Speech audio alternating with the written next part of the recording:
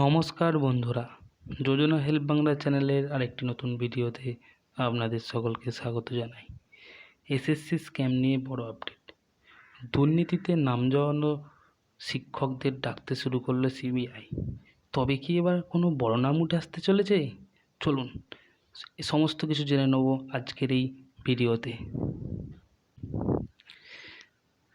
সূত্র মারফত জানা যাচ্ছে যে এবার দুর্নীতিতে নাম জড়ানো শিক্ষকদের ডাকতে শুরু করলো কেন্দ্রীয় তদন্তকারী সংস্থা সিবিআই।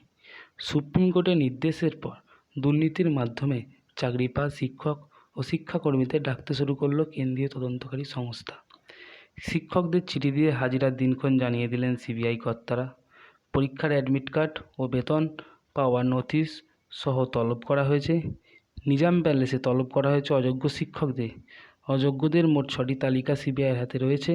প্রত্যেক তালিকা থেকে বেশ কয়েকজনকে তলব করা হয়েছে বলে খবর। সূত্রের খবর, ওএমআর যাচাইকারী সংস্থা নাইসা থেকে সিবিআই যে হার্ড ডিস্ক উদ্ধার করেছে সেখানেই রয়েছে কারা সাদা খাতা জমা দিয়ে চাকরি পেয়েছেন, কাদের ওএমআরে ম্যানিপুলেশন রয়েছে তার সম্পূর্ণ তালিকা।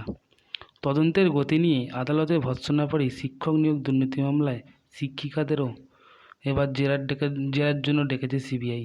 শিক্ষকদের নামের তালিকা দিয়ে জেলা স্কুল শিক্ষা দপ্তরে চিঠি পাঠিয়েছে সিবিআই। সেই চিঠিতে শিক্ষকদের নাম উল্লেখ করায় জেলা বিদ্যালয় নিয়োগ দুর্নীতি কাউন্সিলকে তদন্তকারী সংস্থা জেরার সামনে উপস্থিত হওয়ার কথা জানিয়ে দিচ্ছে। সিবিআই থেকে চিঠি আসার পরে জেলা বিদ্যালয় কাউন্সিল সংশ্লিষ্ট শিক্ষক ও সিবিআই নিজাম প্যালেসে কোন সময় উপস্থিত জেলার সামনে দাঁড়াতে হবে তা চিঠি দিয়েও জানিয়ে দিচ্ছে। ইতিমধ্যে বেশ কিছু জেলা থেকে এসএসসি নিয়োগ দুর্নীতির সঙ্গে যোগ সাজেশ খতিয়ে দেখতে জেলার মুখে পড়তে হয়েছে শিক্ষকদেরও। এইবারই প্রথম নিয়োগ দুর্নীতি কাণ্ডে সরাসরি শিক্ষকদের ডাকতে শুরু করলো সিবিআই। তদন্তের জন্য শিক্ষকদের জেলাভিত্তিকে ডেকে জেরা ঘটনাকে তাৎপর্যপূর্ণ বলেই মানছেন শিক্ষা দপ্তরের আধিকারিকরা।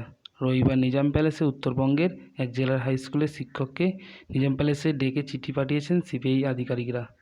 জেলায় আসার আগে অ্যাডমিট কার্ড, একাডেমিক সার্টিফিকেট, নিয়োগপত্র, পরীক্ষা ও নিয়োগের সঙ্গে সমস্ত যুক্ত জরুরি কাগজপত্র নিয়ে আসতে বলা হয়েছে। এর আগে কলকাতা হাইকোর্টের রায়ে অন্তর্বর্তী স্থগিতাদেশ 25,753 জনের চাকরি আপাতত বহাল রাখার নির্দেশ দিয়েছে সুপ্রিম কোর্ট। গত শুনানিতে প্রায় 26,000 শিক্ষক ও অশিক্ষক কর্মীর চাকরি বাতিলের নির্দেশে কোনো স্থগিতাদেশ দেয়নি সুপ্রিম কোর্ট। তবে আদালতে একই সঙ্গে জানিয়েছে সিবিআই তদন্ত চালিয়ে যেতে পারে। তো বন্ধুরা, এই ছিল আজকের আপডেট। ভিডিওটা যদি ভালো লাগে অবশ্যই চ্যানেলটিকে সাবস্ক্রাইব করবেন এবং আমার পাশে থাকবেন। নমস্কার।